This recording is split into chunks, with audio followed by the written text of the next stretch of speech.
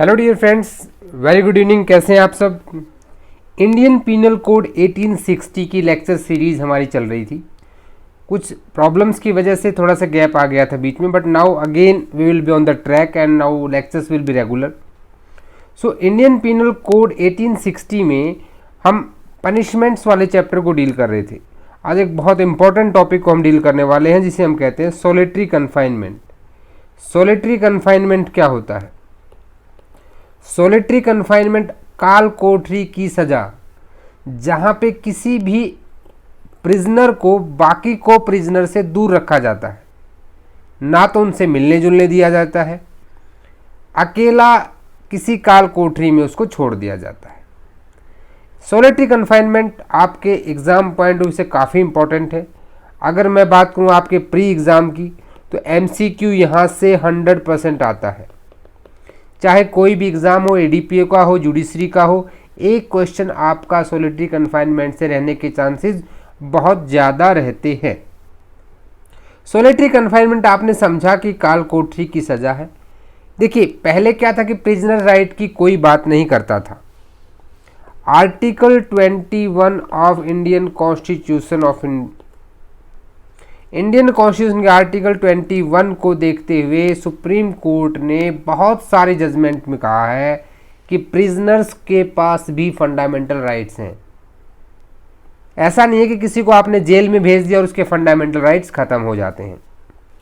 सो solitary confinement ऐसे ही किसी को नहीं दी जा सकती। सबसे इंपॉर्टेंट केस लो यहाँ पे पूछा जा सकता है आपसे, नोट डाउन कर लीजिएगा। सुनील बत्रा वर्सेस दिल्ली एडमिनिस्ट्रेशन, सबसे इम्पॉर्टेंट केस है, तो इस पे ज़रूर आपको ध्यान देना चाहिए। ये डायरेक्ट केस लॉ भी कई बार पूछा गया है। 1980 का ये केस है, ठीक है। तो यहाँ पे इस केस में सुप्रीम कोर्ट ने गाइडलाइंस दी थी कि किसी को सोलिटरी कन्फाइनमेंट कैसे दी जा सकती है। अब सोलिटरी कन्फाइनमेंट का हमारे लॉ में क्या प्रोविज़न दिया गया है, तो उसके लिए आपको इंडियन पीनल कोड के सेक्शन 73 एंड 74 पे जाना होगा। ये दोनों सेक्शन आपको बताते हैं कि सोलिटरी कन्फाइनमेंट क्या होती है। देखिए, सेक्शन 73 का एक बार डायरेक्ट रीडिंग करते हैं और फिर हम इसका एनालिसिस करेंगे।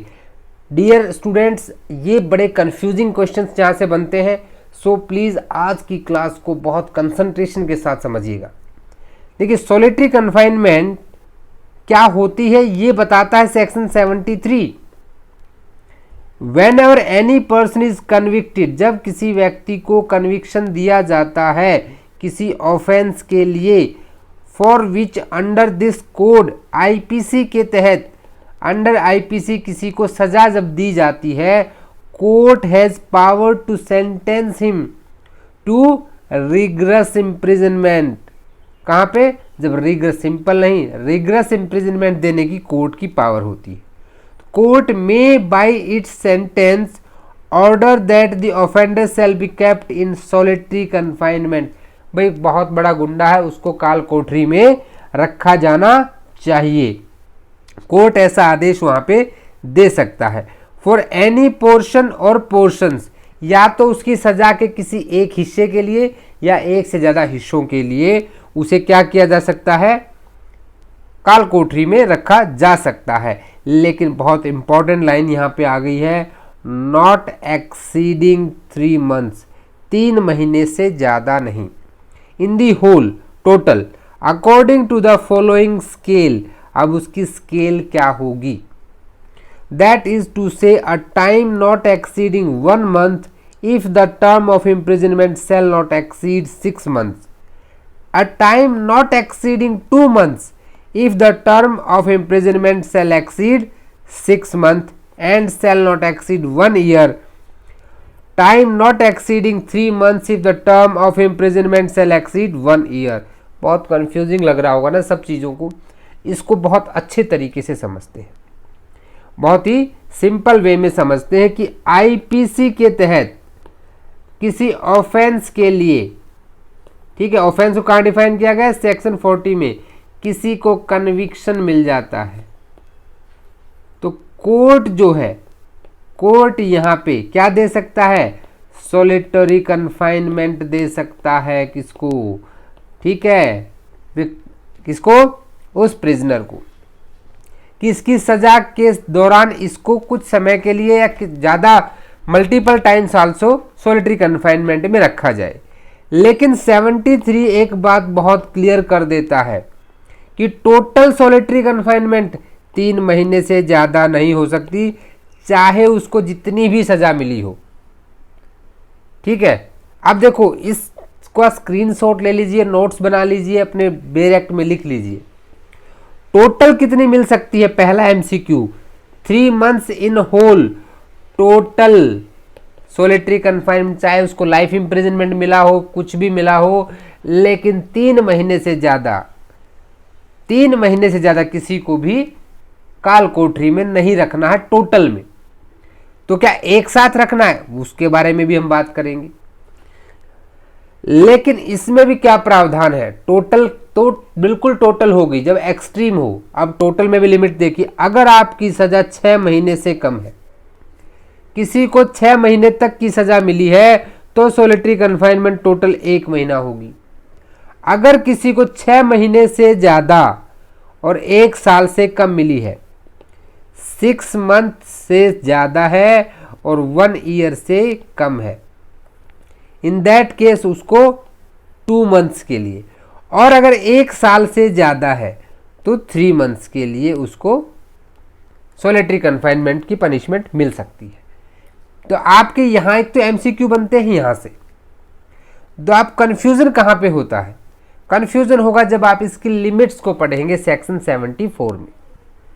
ठीक है, लिमिट्स पे ध्यान रखना। मैंने आपको एमसीक्यू बता दिया। एमसीक्यू में सबसे पहला इंपॉर्टेंट केस लॉ है यहाँ पे जो आपसे पूछा जा सकता है।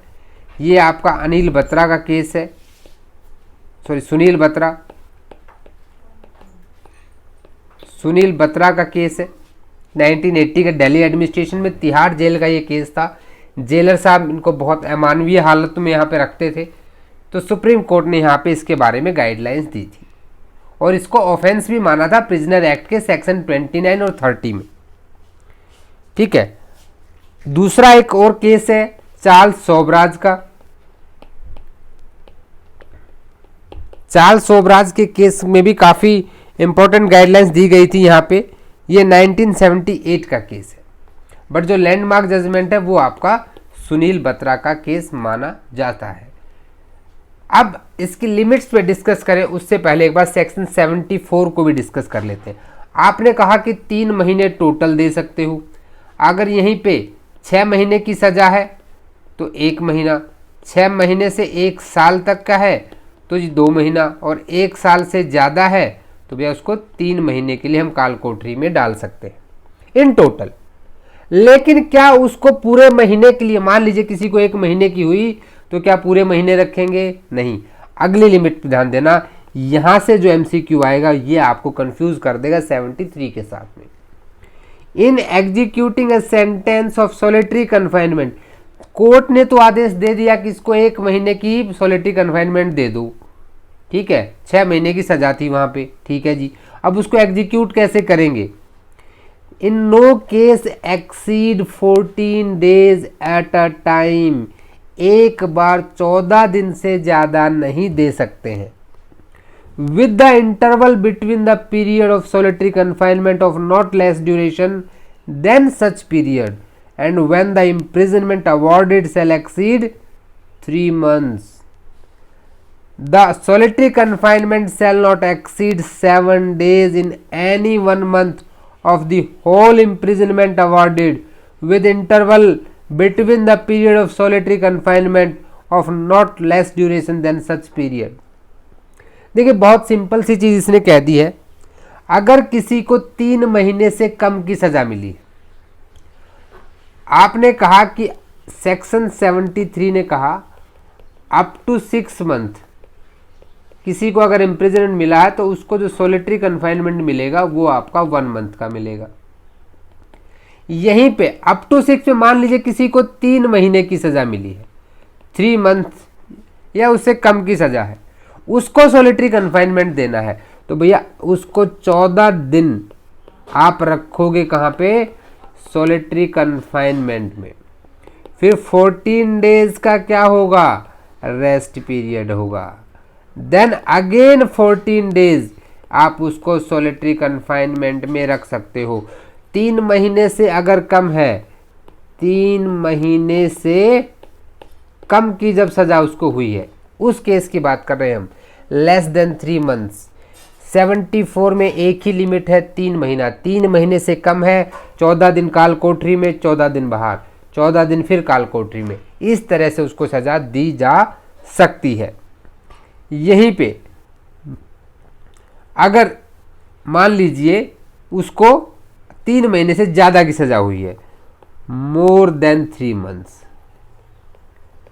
मोर देन 3 मंथ्स का उसको इम्प्रिजनमेंट मिला है, ठीक है, उस कंडीशन में क्या होगा, तब होगा 7 डेज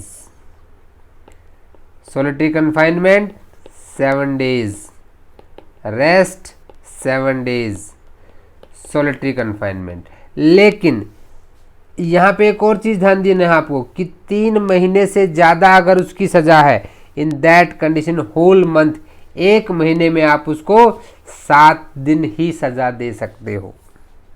अंडरस्टूड। इन दोनों सेक्शंस को एक साथ समझना बहुत ज़रूरी है।